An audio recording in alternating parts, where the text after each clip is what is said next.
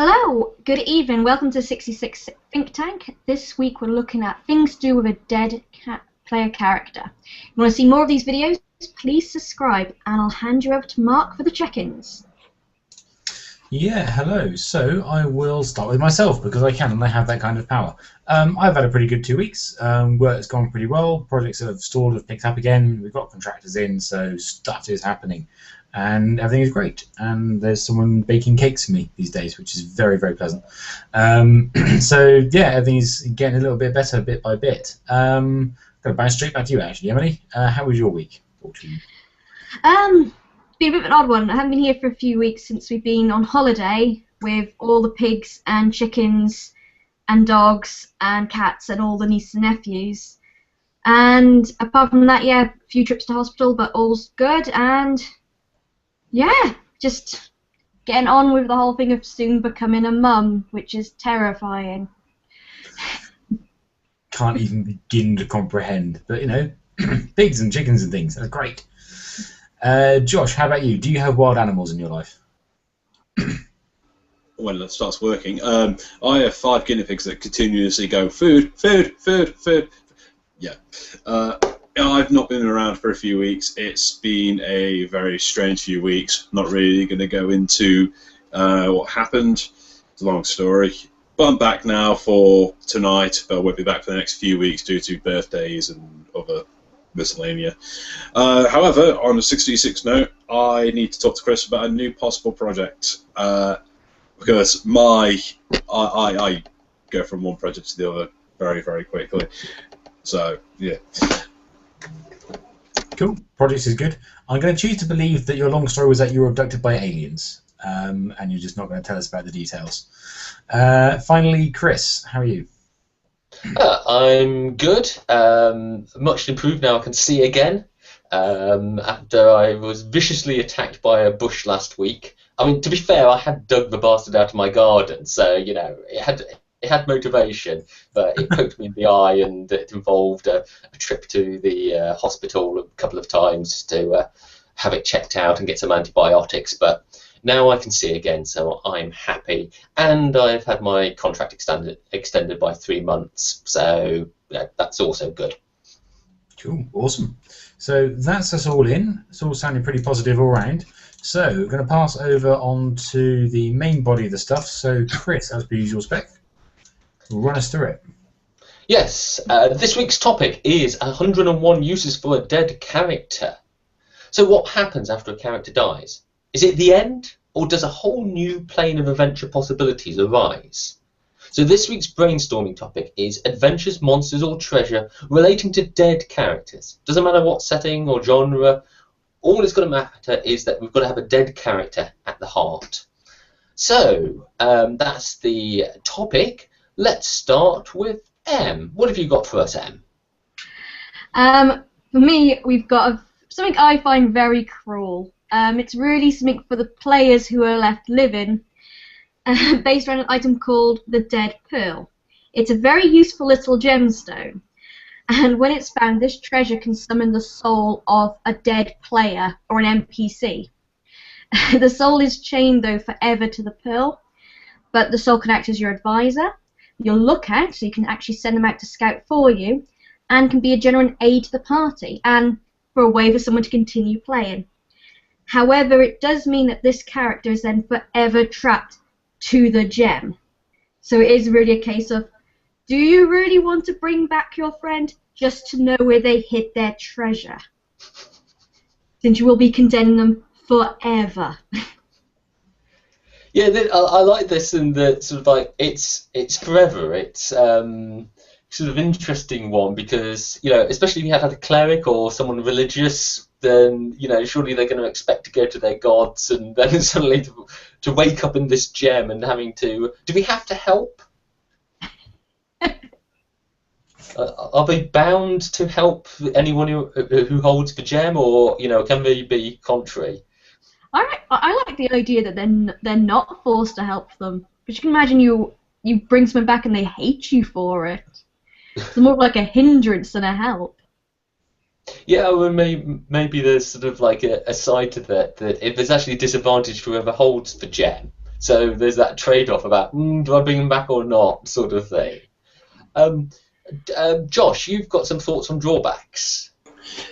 Two drawbacks. One, as a player, you won't be able to actually interact with anything physically. So then, if your player was, say, a combat monkey, then that kind of defeats the purpose of them being a ghost. I mean, what can they hurt? Except maybe other ghosts, but then that would require being a very primarily horror-based campaign. The other drawback is, what if they really, really don't like the new party? So if the other party picks it up and goes, "Oh, you're trying to stealth through this camp of orcs? Oh, it'd be a shame if I screamed out loud now, wouldn't it?"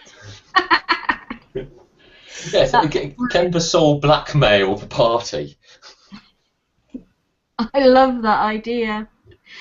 It's just that if you're actually just found one day where you're a party and you find this old adventurer's soul who just hates everyone and hates other adventurers for bringing him back in the first place. Yeah, because it could make quite a good adventure hook if you had to go and get someone specific. If one of these existed with somebody in, and you had to go and fetch it and carry it through something, and they didn't want to go, as a GM, you could really annoy the players. Josh? Yeah, can you destroy this soul gem?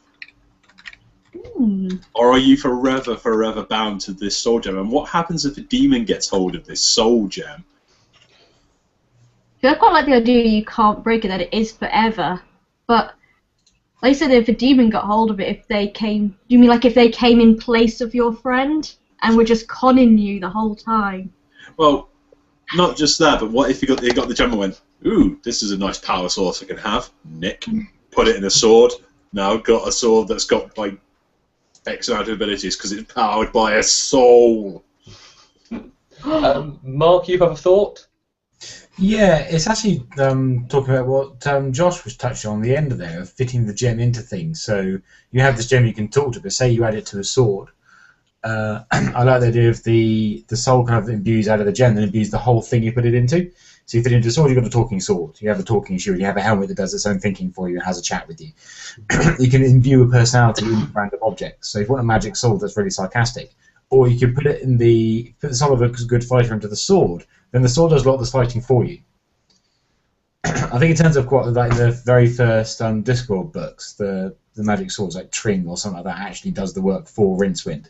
He just has to hold on to it. Yeah. But you got all that kind of stuff, and you could do other things as well with it. I mean, if you got, if you want to go slightly Magitech and making golems and things, then you fit it on there so your dead mate now has a body. You can do all kinds of fun stuff with that sort of thing. Or fit it into a ship or a cart, so you got something like Pip. Yeah, and you just commented Rogue Trooper, and yes, it's sort of like the gun and the helmet and the things, isn't it? Yeah. But occurred to me when you said it's unbreakable, you know, it truly is unbreakable. I thought, I wonder if you could make a suit of armour out of lots of little gems. Oh, that'd be horrible. Use it as ammunition. I was thinking, what would be a nasty end of campaign hook? Say that. Is if you say, like, just a demon gets hold of the your friend's soul gem, so the demon, your big boss at the end, has a sword full of the ex-members of the party. That'd be, yeah, I mean, you could do something, yeah, especially, you know, I mean, if you had a high fatality rate campaign with a big boss monster, you know, then yeah, you could actually have for your sort of collecting souls of dead party members. That would be quite cool. Josh, you have a thought?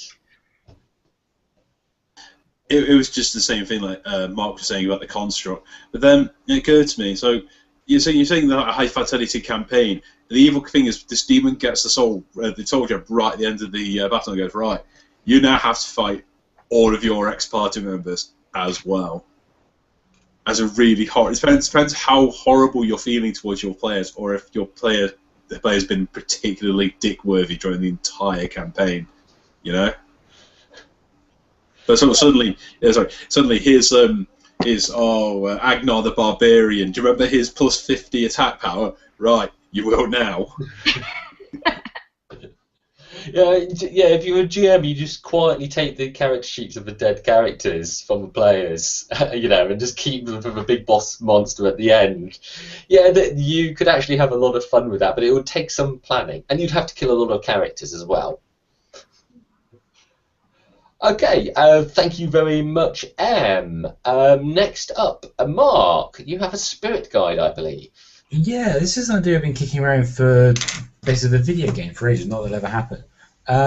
But it's kind of playing off the idea of mind and body being entirely separate things. They have essentially two separate worlds. They have a physical world and a mind world. So when you die, the two separate. So an object like a computer or a piece of metal is kind of body world only, ghosts and mind only. Living beings kind of sit in both. But what I wanted to do is a game where you have these kind of two worlds, where some entities are one world, some another world, and then some people kind of stand the gap in between. And so you have a split of players between living people and dead people. And you have some communication with each other, but there's only certain things that only each side can perceive. That each side can actually deal with. So you go in a situation, think, okay, well, if I die now, then I can slip into this state and do this kind of thing, and then come back alive at this point. So you're kind of hopping back and forth across the boundary between living and death. So what I'm trying to create is a kind of setting where you can do that, where it's a really, really porous boundary. You leap back and forth, and you can travel around. You can have only, for example, one living person in the party, and then a bunch of ghosts just kind of trailing around after him, seeing stuff, talking to him, just getting going, but also dealing with their own things entirely in their own world. Yeah, that's a very interesting idea, especially if the players don't know that before they start. So they only discover it when the first character dies. And then, the player's really pissed off, I've just got my character killed, blah, blah. Oh, yeah, right, okay, you're in the ghost realm now. And then, actually, you might get a situation where players want to die. Yeah, you want to get into a situation. And one of the major points I wanted to stick in there is death actually being significant. Which sounds like a really old thing to say in the real world, but in video games and role-play games, it's actually quite an unusual point, because you're slaughtered with hundreds of people and nobody gives a toss. Want to be significant, so you kill someone, they don't suddenly disappear from existence, they don't fade away, they're suddenly in the ghost world. Yeah. You die, you're there too. So if you have a party split between the real and the ghost world, and we kill someone in the real world, do they then appear fighting the ghost world characters? Yeah, well, where are they going to go? Detroit? I mean, to quote the South Park episode, I mean, everyone has to go somewhere. And it's essentially trying to push people away from let's just kill lots of people, because essentially they're just hanging around, and they're now ghosts. So your mates are going to have to deal with them. And the question, what happens if you kill a ghost? Yeah, that sort of actually really makes the players reluctant to kill anybody, doesn't it? That would be a very interesting Try and create a different kind of setting. So, Josh, you had a question about cameras. Well, not so much about the camera itself, but it's a possible encounter where you can use both sides of the coin. Say the player characters encounter this demon that can't be seen with the naked eye, but can be seen through artificial cameras. So one player then has to take over like the CCTV, the mobile phone cameras, or whatever camera it happens to be, like in the area. They say, "Oh, the demon's now moved to this point. Swing left or swing right." Yeah, I like that. Or it's a handy thing. So you got a restricted information, so the players have to really work with the tool they've got in a creative way. It creates a very kind of puzzle kind of fight. But it's playing on the same thing with people not being able to perceive things in a limited way. Say you have an enemy which can separate mind from body. So the ghost in your party can see where it's gone one way, and they can see where the mind's gone out, but then the body becomes invisible to it. But only the the living players can see where that's gone around kind of the other way. So you sort of splitting it between the two things. So there's plenty of opportunity for kind of cooperative play, that kind of thing in there. And also, real cooperation is definitely split between the two halves of what's living and what's not. And Emily, have you got any thoughts on that at all? Just the idea, like you just said, you can have lots of co-op play, and because it is one interesting in role-playing games that you get groups who are all out. Yeah, I'm the hero. I'm going to do this. But this game would really force people to actually we've really got to work as a team here. It kind of reminds me of the Soul Reaver games, where when you're in your spirit form, the world is different to when you're in your physical form. And you really had to think hard about the puzzles, because the puzzles would work differently, depending on which world you were. And again, you could play that with the players, if that makes any sense. it really would be a great way to force people to think, no, we've got to work out this puzzle here. I mean, the whole setup just allows a very different focus of the game, and I like that because it's far too easy for players to slip into the kick the door down, butcher the monsters, move on sort of gaming. So if you sort of like change the consequences of their actions, you know, give them a different setting, they're going to play in a different way.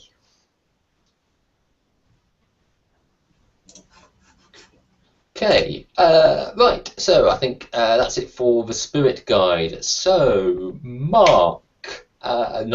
Josh, you have some armour. Yes, the armour of Balthazar Neverine. Legends speak of the enigma Balthazar Neverine, a mighty warrior, seemingly immortal, who stalks the battlefields of the living. He has wielded an infinite number of weapons in an infinite amount of styles. One day he could be using a greatsword, the next year he could be using a rapier. He's been known to wade into battle and challenge the most dangerous heroes. His silent challenge cannot be ignored, for those that run are quickly struck down like dogs. If a person is slain by Balthazar, then their spirit and soul is absorbed, only to awaken any amount of time later. Could be a day, could be years, could be decades. But they have assumed new identity in the armour. Unable to act on their own accord, they will seek out the next challenge, continuing a cycle until a way to completely destroy the vessel is found. Their spirits will not find rest, their souls cannot be brought back. Their fellows can only watch a silent set of armour as it becomes their former comrade. Oh, that's interesting. So if a character gets killed by this thing wearing the armour, they will eventually become it. Yeah, they lose their player character essentially, and may have to roll up a new one. But eventually the DM could go, oh, by the way, guess who's just turned back up? Oh, and it's your player with his old styles and significant bonuses to all his old attacks. Good luck killing him.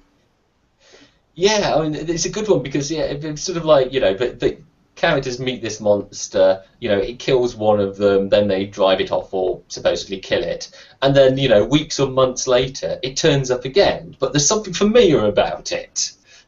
So hang on, isn't that the same like butterfly style the last one was like Thingy was using? Yes. M. Just the thought, what if there were more of them? Like, rather than it just being the same suit of armour, that every time it kills someone, like a virus, that they come back and then they're just spreading it around. So eventually you could end up with an army of them. That's a horrible, like, level 20 encounter. So you encounter this thing at level 10, you thought, oh, we've killed it, it's okay. Suddenly, poof, poof, poof, a whole legion of them. You're like, Yeah, I'm reminded of the thing from Fantasia with Mickey Mouse chopping the broomstick in two, and yeah. doubling. I was trying very hard to avoid people going, oh, it's Lucius the Eternal from 40k, but it's not Lucius the Eternal. Their souls aren't absorbed into the armor; they become Lucius the Eternal. They become the old player. Mark, you have a thought? Yeah, I was wanting to say. You say when you die, your soul, if you're killed by the armor, then your soul's absorbed into it. And for the rest of the party, they go, oh shit, Dave's now inside the armor, we have to kill it in order to put Dave to rest. But I'm thinking from Dave's perspective, does he then wake up in a world inside the armor?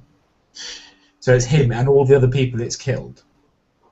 Oh, a sort of metaphysical space. Yeah, you can create a metaphysical space, because then Dave can keep role-playing. Because the armor is more or less indestructible. It's kind of up to him to destroy it from the inside. Because it's comprised of all the souls of people it's killed and absorbed. As long as he gets them to either infight or refuse to be it, or achieve some kind of goal in that metaphysical space, then you can destroy the armor. Sort of like a TARDIS, really, isn't it? This what if him inside the armor is an entirely different plane? Yeah. It's the plane of whatever the true name of this thing is they've got to kill everyone else. But God knows how long this thing has been going and killing people for. So suddenly, you've got to do something else, or you have to kill the original Balthazar. Good luck finding him. Yeah, I mean, could you end up in a situation where the players have to get killed by the armor so that the whole party can get inside the armor so we can go on this adventure. Yeah, I mean, that would be an interesting thing. But you hire the players, you know, if you hire the characters, you know, some wizard or something says, right, okay, very simple job, you know, go and kill this Balazar chap. Only downside is you need to get killed first. That'll be an interesting challenge. Mark? Another option, if this is just a suit of armor wandering around, what if you beat it, break it up and put it on? Does it drive you around, or do you drive it around? Very fair point. I suppose at this the point where these players encounter it, no one's beaten it, so nobody actually knows. So I suppose it's up to GM's discretion at that point. So how evil are they feeling? So here you go. It's a +5 full plate with gives you like all weapon proficiency. So you can just pick up a weapon and go, oh, I know how to use this weapon. Or do you just go, oh, you put it on? Oh dear. You put it on and it slowly absorbs you. So you kind of absorb that into the armor, so you form another lining on the inside of the armor, then somebody else puts it on and they form another lining on the inside of the armor. Like Russian dolls. Yeah, I mean, I would be tempted as a GM. I would have the monster, the armor, sort of dissipate into smoke when it's killed. Because the players will go, oh, that's a bit weird, and then forget about it. And then the next time it turns up, they'll go, now we know what's happening. And it's just gotten stronger. That's it. Any group I've ever played with has been fantastic about forgetting about plot hooks. As a general player. Okay, thank you very much, Josh, for your unpleasant armour. Okay, up next it is Jay, and this week Jay will be played by Mark. Yeah, well, I'm not going to do a lot of method acting this time, so I'll stay here. Yeah, so the James' idea here is he's calling it You're Dead, Welcome to the Resistance. So the idea is that you die. Either you wake up, say you start the adventure this way, or you die as part of the adventure. You kind of appear, you wake up, you're on a simple litter in a basic hut, your injuries are healed, you're okay. But there's someone else in the room with you. So a great figure in armor, and he basically welcomes you to his war. And he reveals that he's the god of heroes, and he's basically claimed ownership over all of the souls who fall in courage. They're like a Valhalla kind of thing.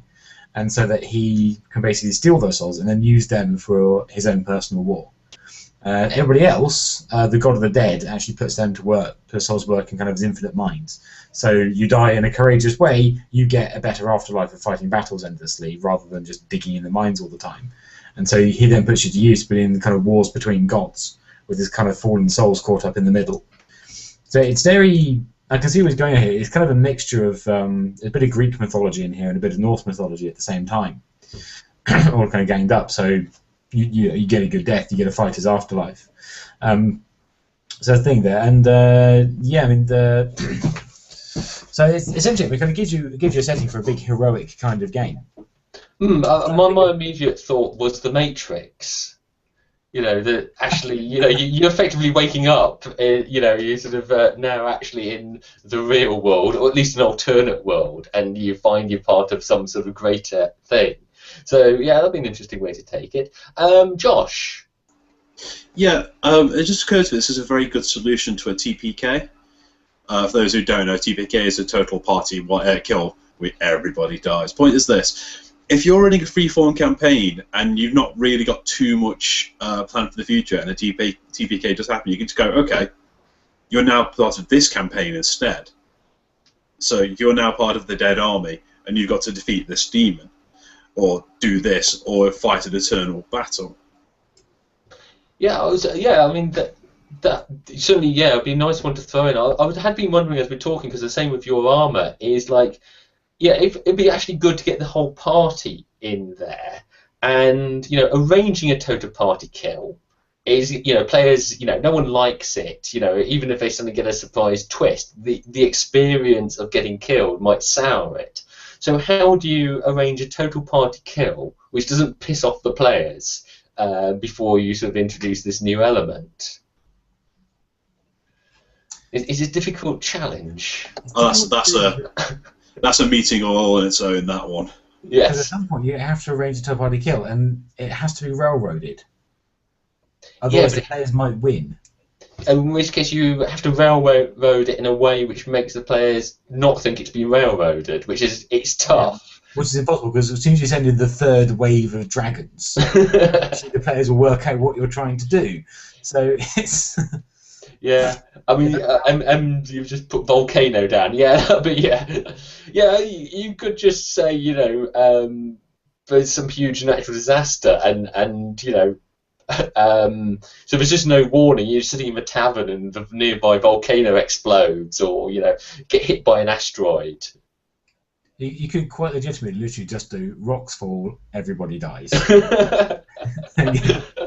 You can just do that thing. But I actually thought they did everything a natural disaster, because then they're not having to fight endless waves of baddies. They're just trying to run away from the pyroclastic flow or find some way of getting out of it. And if they go in the cellar collapses. If they get on the boat's overwhelmed and sinks. Blah, blah, blah. So everyone gets their own individual death as they try to get away from this thing.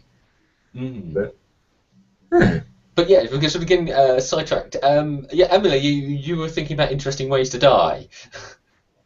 Well, I was just thinking, if you're having the first session where your characters get killed, it would actually make a really nice icebreaker. Say if you had a group that don't really know each other very well, that basically just either everyone comes up with interesting ways they fought and died, or again, you kill them all together in that first session. I think just would make a nice icebreaker. It would make a good start to a con game. You know, you drop the players right into the middle of the situation, and you know, very quickly kill them all off, and then sort of like throw them into the new setting, which players are totally unaware of. So, yeah, especially if you can get the players to sort of describe their own deaths, or at least choose their own deaths. Well, even you could like get a deck of cards, or they roll a dice and it's like, and then you hand them what how they died. Yes. Or you give it secretly at the beginning of the adventure, so that everyone knows that everyone's got one, but nobody knows what it is. I'm reminded of the video. I think it was like for Australian railway lines, you know, 50 Ways to Die or something like that. It was called. Some Ways to Die. Yeah. Yeah, that was it. Yeah, Dumb Ways to Die. That was it. It was I was sort of do that to the players. Shall I go, Mark? So as a con game, you got the advantage there. When you write up the advert to go on the board, you can set the expectation that you'll die early, or something along those lines. You can set it as you go through your heroic death, so everyone knows they're going to die in the first scene or the first act of the whole thing. You provide them, as I say, you can deal out cards and say, right, that's how you die. Now direct me how you do it. So everyone gets to kind of play out your own death, and you're right. Now you're here. Now you're here. Now you're here. Yeah, or you could be a little bit more subtle there. If you called the adventure something like "A Death is Just the Beginning," you know, you're giving them a pretty big clue, and most con goers will sort of roll with things and not just think the DM's being an arsehole and killing everyone in the first 5 minutes. M. Or just a thought that you could always make it secret, that you basically give everyone their death at the beginning. You just slide it on a piece of paper, and the whole thing. If you start the game where they are in the afterlife, and it's basically everyone's got like, I've got my death was falling off a cliff. I can say I died defeating a dragon. I'm not going to tell the rest of the players it actually was food poisoning. The other thing of like the players, do they want to tell people how they actually died, or are they going to big it up a little bit? If it's sort of something like afterlife, maybe knowing how someone dies gives you power, in the same way like knowing someone's true name. So actually you turn the whole object of the game into discovering how other people died. Right, okay, thank you very much, Jay, and thank you, Mark, for being Jay. Okay, who's up next? It's me. Okay, this one is called A Gift to a Stranger. And unknown to, this is for, you know, a situation where a character has just died. And unknown to the dead character, one of the items they carried was a Candish memory node. Now, the Candish have a strong gift culture, and it's customary when meeting someone for the first time to give them a gift. Now, this may be a big or small gift, depending on the wealth and status of the individuals and how important the parties view the meeting. But one of the reasons this gift culture has evolved are these memory nodes. because these nodes are made by a secret order who disguise the item's true nature and slip them into stores and shops and into general circulation. The items may be something as mundane as a wooden spoon, or it could be a powerful magic weapon. But whatever it is, the memory node's magic cannot be detected. So most memory nodes are carried by people totally unaware of the item's true power. Now, when someone dies carrying this memory node, their soul is trapped in the object, and they become a ghost. Like the node, these souls are undetectable by normal magics, but the ghost must stay within 100 foot of the memory node and can observe and hear everything around them. So the character is still aware of what's happening. However, they are intangible, they pass through walls and obstacles, but they have no sense of touch or smell. But with a great deal of effort, they can make a small impact on the physical world, but this is a cost and it cannot be done often. Now, the trapped soul, the moment they become trapped, are instantly aware of the memory node and what it is and how they must free themselves. The object must be given to someone, given freely to someone the character did not know. Now, assuming the party doesn't know anything about these memory nodes, somehow the dead character has got to communicate this information to the players, to the other characters, somehow persuading the other characters to give away this item to a stranger, and then allowing their own soul to pass on to the afterlife.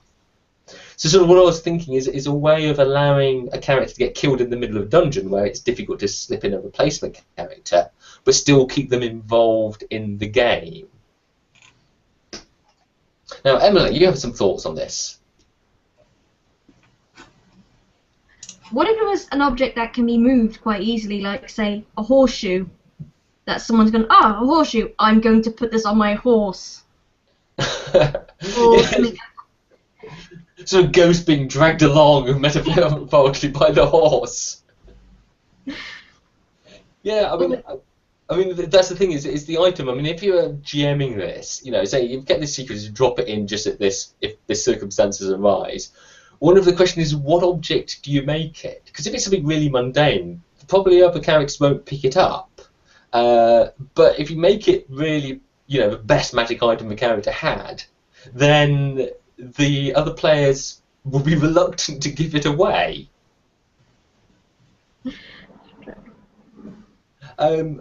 Josh? What if they were feeling particularly evil that day and decided, oh, so you know how like we've been building that gigantic tower made of iron and cold mithril and stuff? Yeah, how about we make that one? Now, how are they going to give that to someone freely? Because everybody knows this thing. Yes, you make it a really bulky, awkward object. You know, it's a sarcophagus or something like that. Sofa, yes. Emily, you're thinking about luck?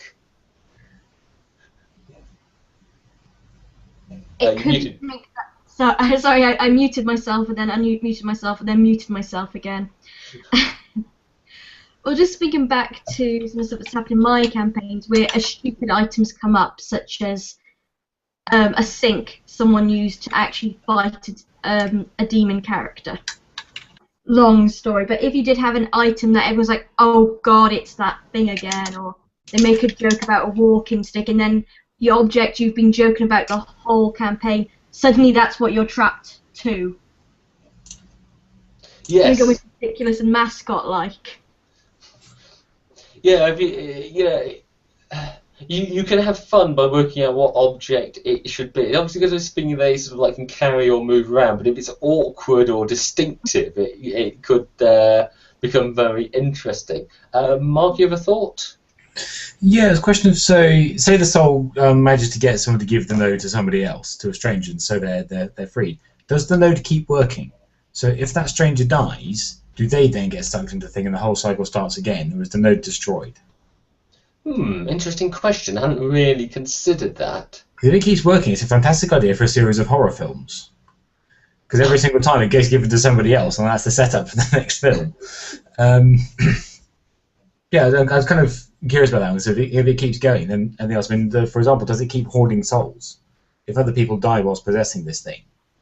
Oh, do you get 2 ghosts in one memory node? You get 2 ghosts to get multiple people in one memory node. Because if you've got a mechanism like that, then you have a mechanism for party play.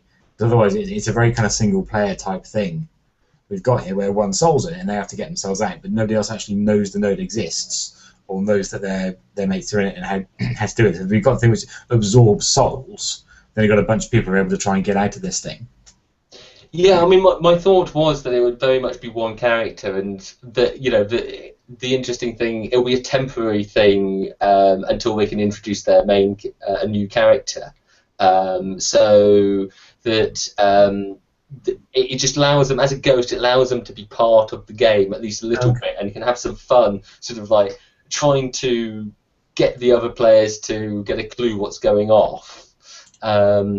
So I think that it would be. I would say it's just got one soul in it. It can only have one soul in it, and then once it's given to somebody else, the memory node aspect, it stops working as the soul is freed.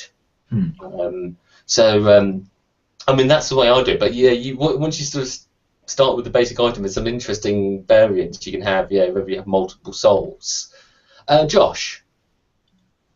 Yeah. What if they discovered that this is like a cursed item? They don't know up till this point, and it's, how do I put it, the cursed throwing stick of returning. So they've literally got a boomerang that's been made into a memory node that they can't get rid of, because if they give it to somebody, it literally comes back to them. If they throw it away, it literally comes back to them. They are now stuck with this memory node. Or you, yeah, if it's a cursed item, you literally can't give it away. Then that actually throws up some interesting things. Or even if they can give it away, but it's got serious consequences, such as maybe this is the object the party's been sent to fetch, and they're fetching it for a king and give it to a queen or whatever else. So they can't just give it away, because that's their mission. So you can put the players in a bit of a dilemma that way. Horror game. Just thought it would be a nice adventure hook.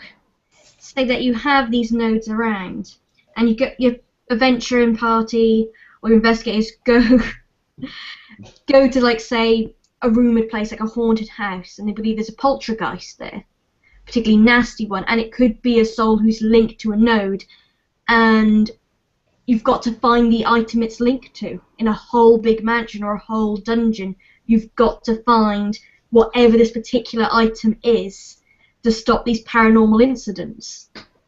Yes, the party could go in expecting an evil poltergeist, but actually all it is the soul in the memory node trying to communicate to whoever's nearby, saying, please give me to somebody. So yeah, actually, yeah, it would form the basis of actually quite a nice adventure, wouldn't it? That's a good idea. Okay, let's wrap up. We've got one more. I believe you've got a second item for us. Yes, the hunting grounds. Josh might be a little bit familiar with this, because it's from my current setting. But yes, when werewolves, a big noble race of beast warrior men, die, they go onto the hunting grounds.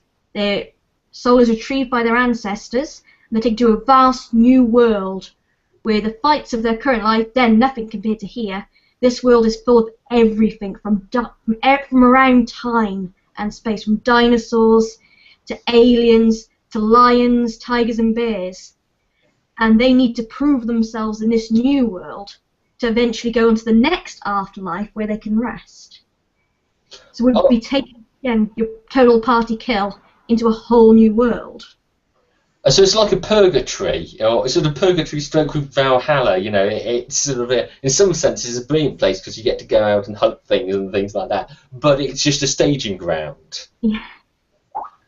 So how would you measure the success? Because what if your first level parties got wiped out? What do they have to kill in the hunting grounds, or does everyone have to kill a dragon? No, like it would be. I suppose that's the thing. It would be working out what would your characters want to prove to themselves. If they were a great hunter in their old life, they need to hunt now the biggest thing they can find. So it had gone from hunting, like, say, a polar bear to being, well, now you have to kill a T-Rex. So you'd be interested as a GM trying to work out what would be your kind of end goal for your players. Yeah, or you could actually have it a situation where you have overhunting. Due to population growth, now all the animals in the hunting ground are very scarce, and actually you have lots of people competing to kill the one polar bear or whatever. Yeah. Oh, like a great white elephant. Yes. There's only one left, and everyone's got after it. Yeah, so you can actually it could almost descend into farce, couldn't it? Okay, so I think that's it for 101 ways to 101 uses for a dead character. I do remember what the topic is, honestly. Yes, so that's it. That's some interesting ideas. I think there's a lot of things here which, as a GM, you could hold in the back of your mind. And then, if certain circumstances come up, and you don't want to sort of like have a player or the players sort of pissed off, you can just drop them in and sort of use them as you needed. So it's quite a handy tool set for GMs, I think that. Okay, so let's pass on. I'm going to pass on to Josh for some pluses and deltas. And I'm going to pass right on back to you because you're left in my section. Chris, pluses and deltas. It's good to be back. I think as one we've had 3 weeks off, I think it is. So yeah, it's nice to come back. Good chat. Yeah, so that definitely just nice to be back, I think. Delta. I'm struggling actually this week. We've reached Palmer again. Yeah, I'm struggling to think of a delta actually, so I'm going to pass on the delta. Emily, how about you? Pluses, really enjoyed the subject matter. Got to be very creative. Everyone had some really great ideas, and yeah, really good to be back. My deltas, fortunately Pat couldn't be with us. He's been having a really bad migraine all day. Really interested to see his thoughts on it, and that's about it. Yeah, struggling for deltas. Awesome. Mark? Good ideas. It's nice to be able to sit down at the end of the week and have a nice creative session of sitting down with a bunch of interesting and fun people to go think about some interesting and fun things. So it's wonderful after a week of work. So I think it's all very good, and I like the stuff we came up with. It's good fun subject matter as well. Deltas, we've not had a physical meetup in a very long time. Any of us people. We should. I said this before, and I said I was going to organise it. So my delta is that I haven't organised it because I'm crap. So I'll look at sorting that out and ping up a Google Calendar thing or something if I can work out how to use that, and then we can work out a date when most of us are available, preferably before the sun starts going down again. Yeah. Then we can go somewhere. Awesome. Okay, pluses for me. Good to be back. Nice to be doing this all over again. The sun's coming out more. We like this. Because I can't think of any particular deltas to do with the meeting, I will say, oh God, why is it so humid? Seriously, my warehouse has now turned from a freezer into an oven. It's horrible. You think you're hot, Josh? No, I don't think I'm hot. I think I'm all right. All right, I'm going to pass back on to Em for the ending. Yeah, just want to thank everyone for their thoughts, and yes, and we'll see you all again next week at 7 PM for our next meeting, which we're still deciding on our topic. And again, if you want to keep following us, please press subscribe.